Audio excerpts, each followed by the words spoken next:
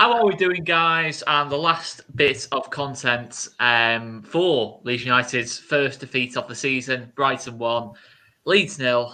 And yeah, player ratings. Phil, obviously everyone's heard my thoughts on the game. Give us a quick synopsis from your point of view on the game. Strangely calm, to be honest. I've kind of at that weird stage of accepting that I don't mind as such. This is where we are. We're not a team that are like Bournemouth anymore. Hopefully, getting dick 9-0. Brighton are a good side. I think Graham Potter's a really, really astute coach that has found a way to beat Marcelo Bielsa on numerous occasions. Has now found a way to beat Jesse Marsch as well. I don't think there's any shame in going to Brighton, which is very much a bogey team for us at a bogey stadium that we've never scored in the Premier League, that we've never really taken wins in the last 10 years at all. And you know, we didn't compete enough. That's the disappointing thing for the first hour.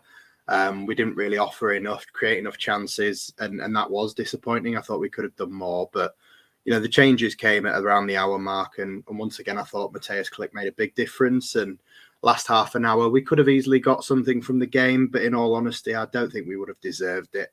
Hats off to Brighton. They're a fantastic team. There's no stars in that team. There's no player that you look at and just go, yeah, I want him. But as a unit, he's got them so well drilled and just really, really clever in how they work, everything that they do. And I thought a lot of our players just had average performances. I'm not really going to get stuck into too many. I think there was one or two that were poor. But on the whole, just a bit of an off day and one that's going to be quite reoccurring, I think, in terms of the Brighton curse. I'm looking forward to seeing us actually beat them one day. That might be nice, but you know, a point would have been nice. I would have taken a point, but if we can get a win on Tuesday against Everton, I'll forget quite quickly about this game.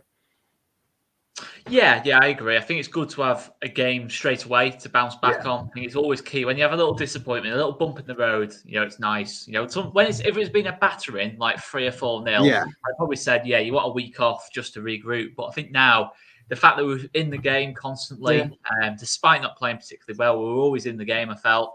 So let's get into it then, mate. Meslier.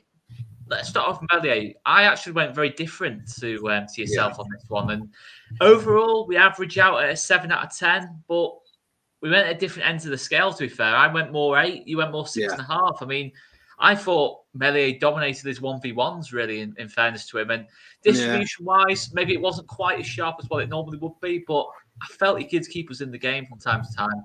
Yeah, I mean, generally speaking, I've always kind of been one lower than you on everything anyway. That's kind of how our norm works. And then when it's the other way around, we sort of almost die of shock. But it's not just Meslier. There was a few times where passes just went out of play for a throw-in far too often from a lot of people in this team. But the big one-on-one with Solly March obviously kept us in the game.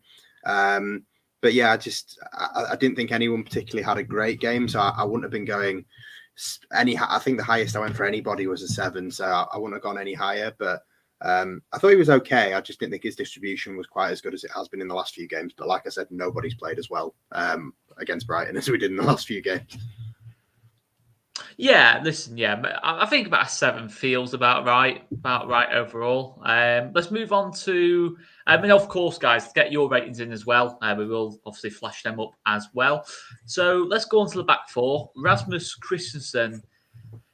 Again, it averages out at a 6. You went for a 5. I went for a 6. 5.5. We'll round it up. I thought Rasmus was okay, but you were a little bit more critical. Yeah, I just thought, generally speaking, and it's always been this way, our susceptibility is in full-back areas, and I just don't think he's quite settled yet. I don't think he was the worst player on the pitch, but there was times where I had him a lot lower than I ended up. I think second half was a lot better than the first, but first half in particular, especially the first 20 minutes, I thought he looked really quite shaky.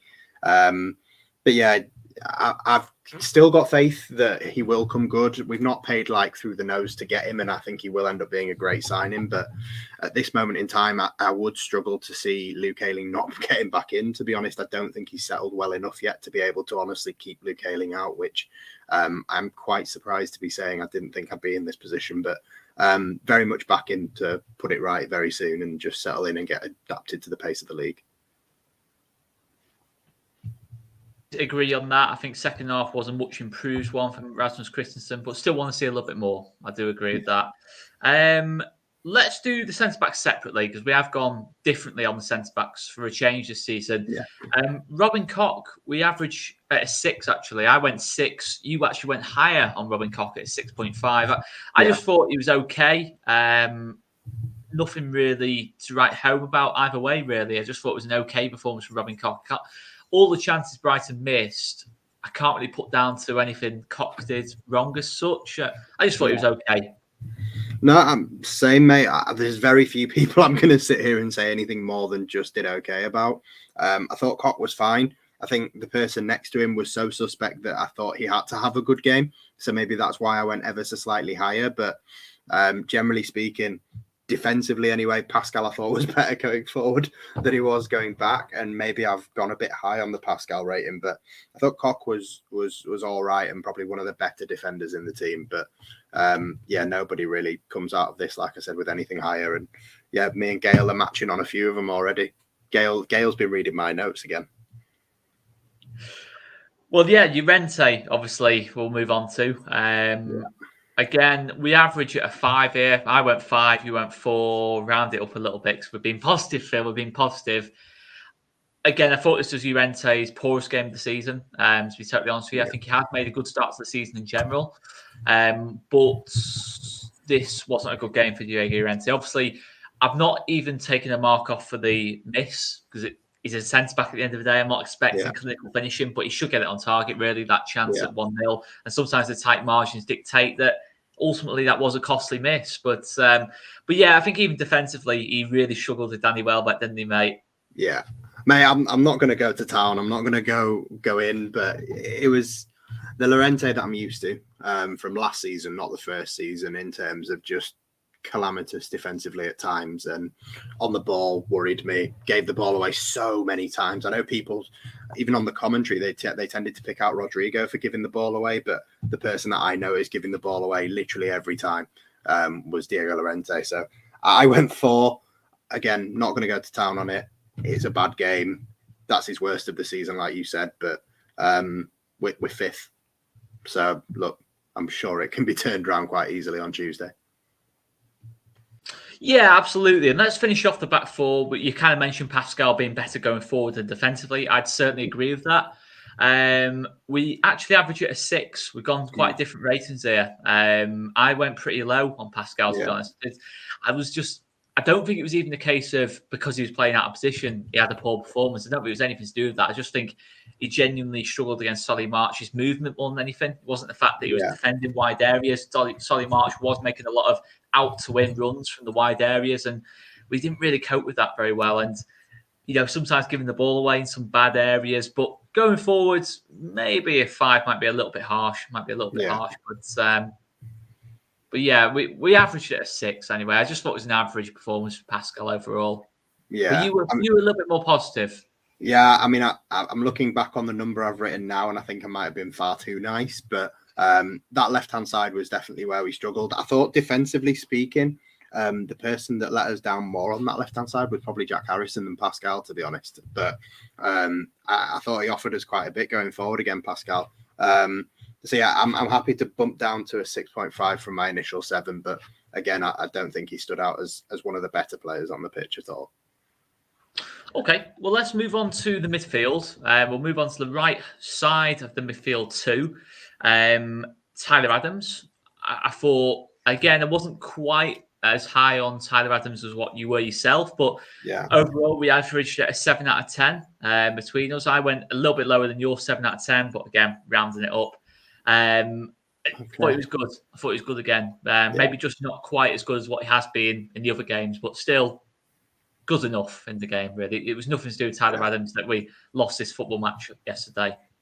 No, I mean, it's not really the biggest compliment I'm ever going to give him, but out of all the people that started the game, he probably would have been my man of the match. I gave him a 7 out of 10, and like I said, I've got no one any higher. I just thought he did his usual, wins the ball back all the time. He's got the most tackles in the Premier League now. Pascal second on that. But yeah, I thought he won the ball back, and the way that the quick feet that, there's quite a few of the new lads have got it in terms of him, Aaronson, the way they link up together. Rodrigo, I thought, linked up with them really well as well at times. But we just didn't have anything creative enough ahead of him to sort of get chances out of it. But at times I thought he did stand out to be one of the better players on the pitch, especially in a Leeds shirt anyway. So really happy with Tyler Adams. It's a signing that really excites me. I'm just a little bit underwhelmed by the person next to him, I'll be honest, so far. Interesting. I actually disagree. I think Adams has been the better of the two, but I think Rocker, again, I think this is probably his first below par performance for me. I think I've not gone as low as what you've gone. We average at a 6 for Mark Rocker, which feels about right to me. Yeah, I think that's quite harsh, to be honest with you, mate.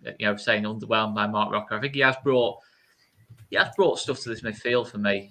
Maybe not quite as much as what Tyler Adams has so far, but when he gets to that level of match fitness, I think he can be as good as Tyler Adams. Yeah, I think it is telling, like you said, with the match fitness thing, that it is always him that's coming off for Matthias Glick. And I think maybe it is just a case of when Matthias Glick is coming on, something is changing to the extent that we look like a much better team. I don't think it's at that point yet where Jesse Marsch will be seriously considering dropping Rocker for Glick. But if Glick keeps playing like he has been playing off the bench and in the minutes that he gets in the cup and stuff, and Rocker, for me, I gave exactly the same as what Gayle gave him here. I gave him a 5.5. Gayle has literally got my phone, must be. But yeah, I was just a bit underwhelmed, particularly yesterday. He hasn't quite hit the heights I expected in a couple of the games, but yesterday in particular, I thought was it yesterday? I've got lost with what day it is now. It's that much. But yeah, it wasn't great. But look, he's not the only person. I'm not going to town on anyone. It is what it is. Like the last comment said, Graham Potter's a great coach, and painfully he just knows how to beat most managers, to be fair, but Leeds United in particular. Yeah, he's one of those managers who's got a really good record against us. I think even his Swansea team, I remember being the first team I've seen outplay a Marcelo Bielsa side, I think, really, very early on in the Marcelo Bielsa era. Again, we're talking about 4 years ago now, 4 years ago this month, August 2018, when we played Swansea. But yeah, it's an interesting one. Obviously, you talk about Glick, but I think Glick's been more effective higher up the pitch than what Rocker has. He's playing more in Aronson's position than anything. So I think, personally, it'd be more a case of Forshaw possibly competing with Rocker for that position.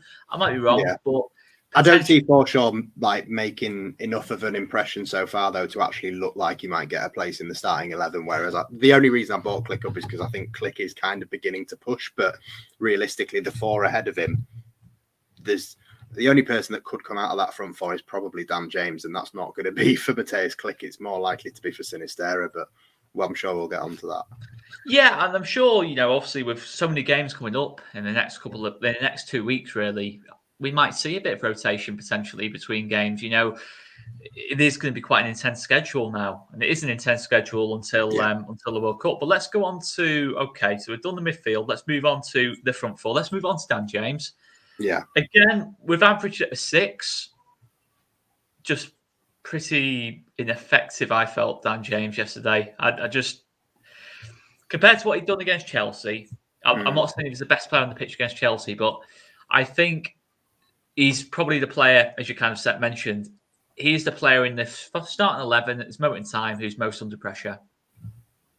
Yeah. I think the pressure is on Dan James at this moment in time. And I think it kind of told in this game a little bit in terms of he was trying a little bit too hard kind of thing. He was trying, rather than playing the simple pass, he was trying to, what I mean? Sometimes you see this when the player's got someone else breathing down the neck for their place in the team. It felt like that a little bit to me yesterday.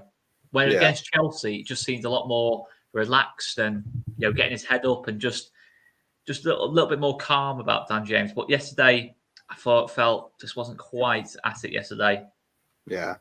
I mean, I went a bit higher. I thought out of the front 4, he was actually one of the better ones, to be honest. I think he tried in terms of when we had so little to offer in the first half, he at least made little runs in behind and I was trying to offer a different option rather than the coming short and almost tiki-taka style passing that he's not really capable of to the extent of like Aaronson and Rocker and Adams seem to be, and Click as well, to be fair. But I was all right with him. I thought most of the front four for large parts of the game were very ineffective in general, so I can see why you'd go one way or the other on it. But yeah, happy to meet in the middle and go 6 if you want.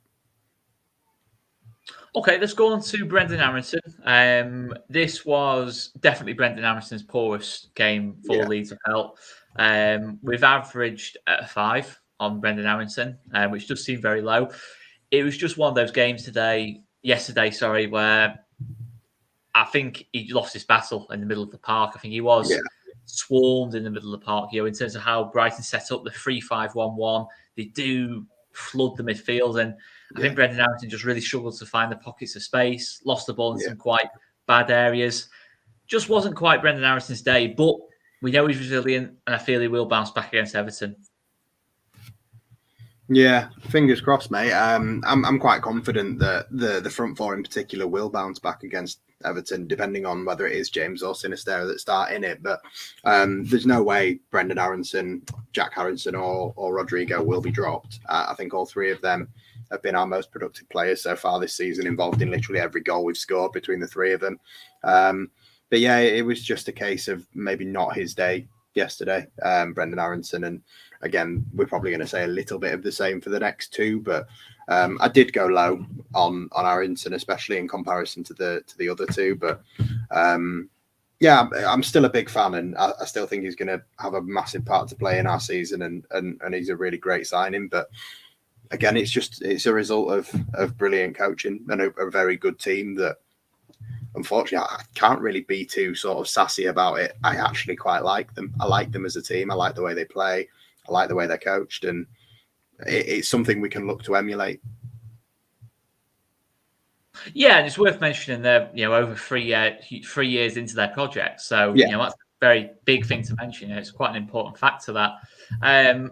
Jack Harrison, we both gave a 6 here, so obviously we average out at 6.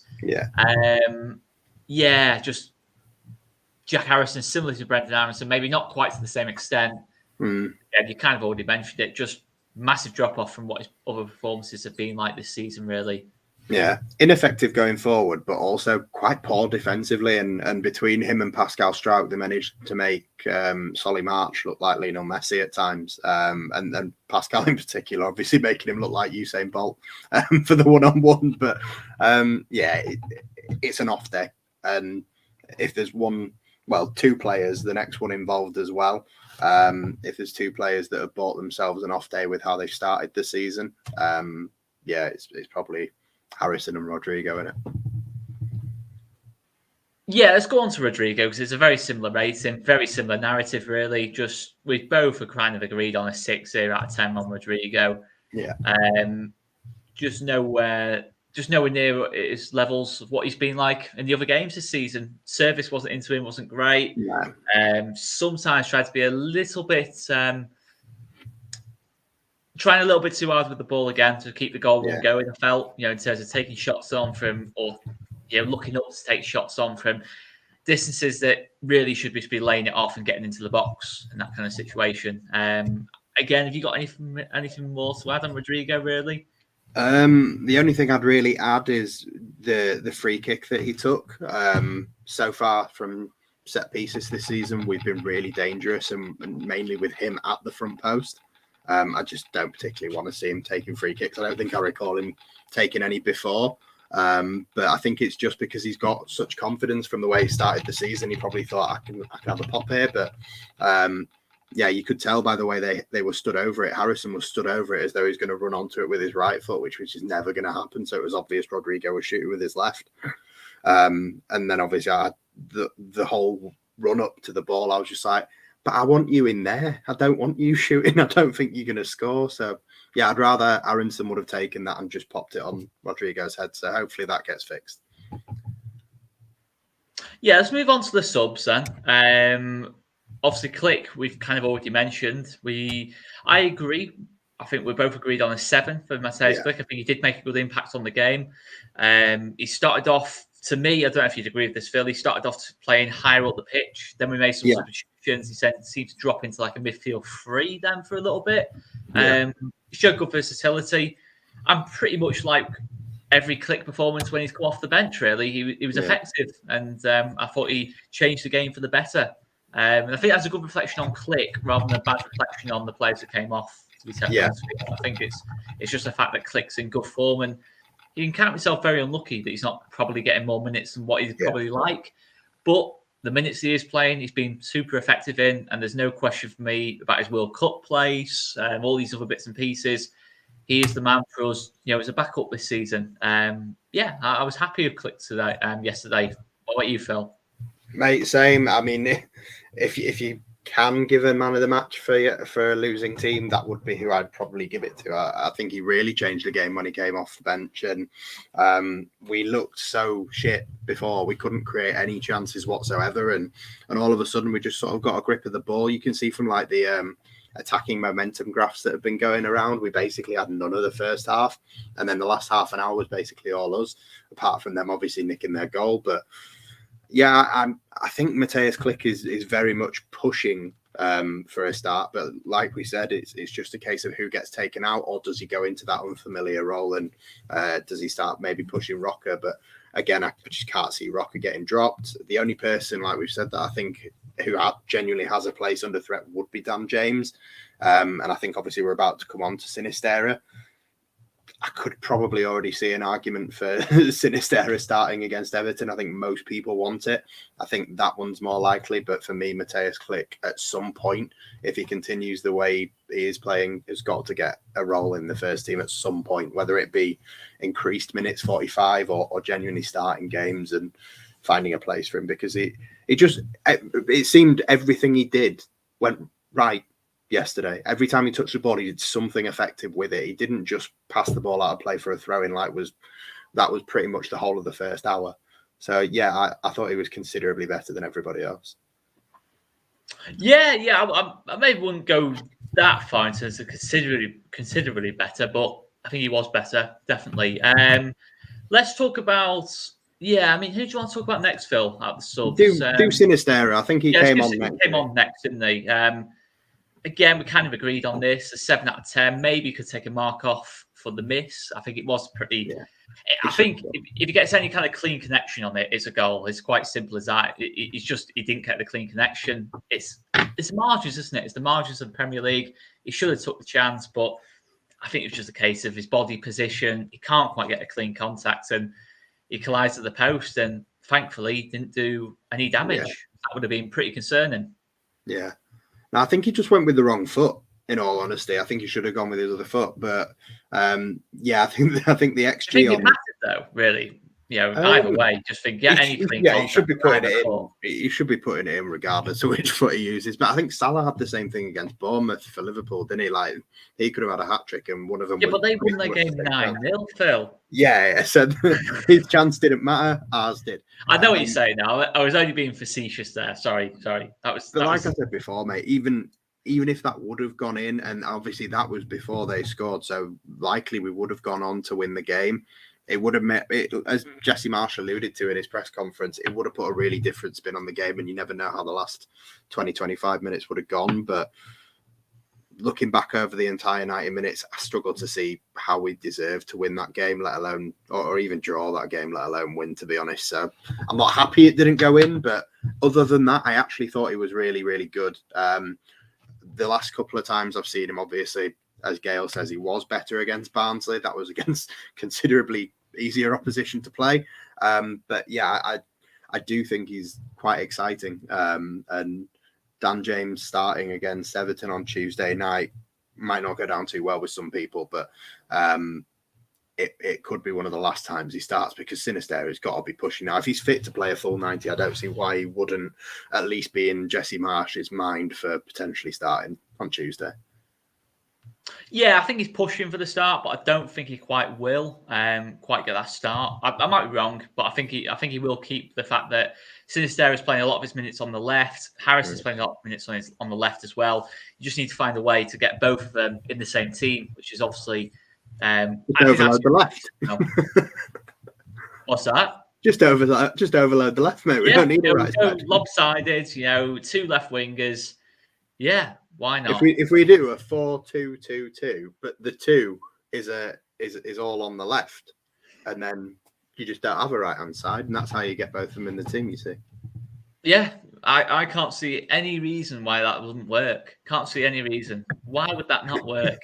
Anyone tell me in the comments why that won't work? I can see no reason against that. Instead of a penis, you've just got an L. I won't say what I was going to say then. Should we move on to Adam Forshaw? You've got an idea what I was going to say. You've got a pretty good idea. Yeah, it's probably best to don't say what I was going to say, but people have probably got an idea what I was going to get at then. So Adam Forshaw, again, is there much to discuss here really with Adam? I thought decent, tidy performance, 6-ish. It's kind of what we've averaged. Yeah, I went slightly higher because I thought we were impressing when the subs came on. So maybe that's why I've gone higher on all the subs than I have on pretty much everyone that started, but absolutely fine. Okay, and Joffrey, again, we kind of averaged at a 7 here out of 10. Yeah, I don't think he was as good as Click and Sinistera, but again, no, an impact. And I think the thing is with Joffrey, I think there's a lot of not negativity. Negativity is the wrong word, but there's a bit of less enthusiasm for Joffrey to start games ever since the Barnsley one. Really, in terms of.